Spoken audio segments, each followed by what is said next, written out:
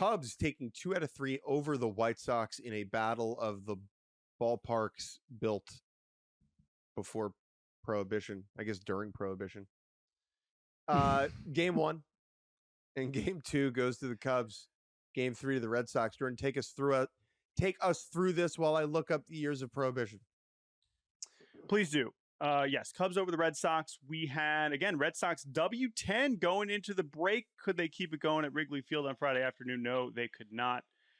Lucas Giolito had a tough one. Seiya Suzuki, the ultimate snub, hitting his 26th homer of the season. Then Shota Imanaga was marvelous on Saturday. Cubs hit 5 home runs, but Michael Busch, Kyle Tucker, PCA, Matt Shaw, and Ian Happ. Cubs win 6-0. Oh, here they go. Are they going for the sweep? Are the Cubs and Brewers both going to sweep? Nope. Because Garrett Crochet is one of the best pitchers on the planet. The Red Sox have won 8 of the last 9 Garrett Crochet starts, including Sunday. Cade Horton was very good for the Cubs, but not good enough, as the Cubs bullpen, which has been better lately, allows 3 homers, including 2 to Wilyer Abreu. Main takeaway from this one is Cubs still rake, obviously. And the Red Sox are, I mean, this was a nice little okay, let's see what you got here. You know, you're feeling yourselves a little bit, you know, with that W10 going into the break. Let's see what you got against a Cubs team that, by the way, funniest Cubs thing was I put the number 1 in my power rankings to start the second half. And really, it was just like, I am so tired of putting the Dodgers at number 1, which I'm glad I didn't put the Dodgers. Maybe I had the Brewers a little bit too low at 5 or 6. That's fine.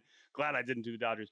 But it was so funny that the same Cubs fans that were mad at me about Seiya Suzuki not being on my all snub team were also mad at me about putting the Cubs at 1, because they're like, we're not number 1. What are you talking about? I'm like, what do you want? Do you want me to compliment your team or not? So I don't know. I think the Cubs are pretty good. They do have the best run differential in the sport. They do have what I believe to be the best lineup in the sport. And we saw versions of that on over the weekend. But Garrett Crochet is quite the cheat code that the Red Sox have every 5th day, which is nice for them. Garrett Crochet is what the Cubs don't have. What the Cubs are going to try and go get a worse version of at the deadline. Much worse version. Crochet, I don't know who's... much worse. Like, Crochet is a top 4 pitcher in the world. We've talked about this. And this is a reminder of why you go and you get that guy. Because there are not many of those players. And Garrett Crochet can stop a Schneid. There was a great Alex Bregman quote about this, I think. Like, he can stop a Schneid. He can get you going. He can anchor a weekend. Like, there's so many different things that having that type of automatic win can do in the momentum trajectory of a season, of a month, of a week. And I think for the Cubs, even though they won the series, there has to be like a part of them where Garrett Crochet came in and shoved it, where they're like, maybe we should have also gotten a pitcher.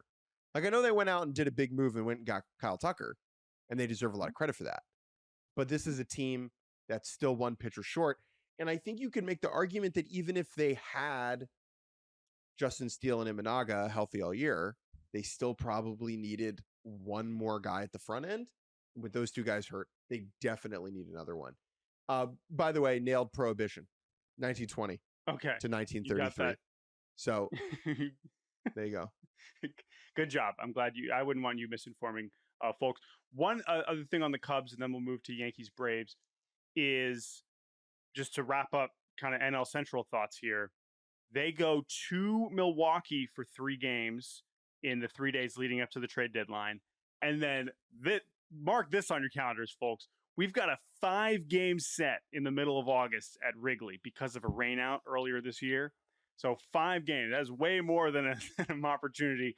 5 ball games, August 18th to the 21st.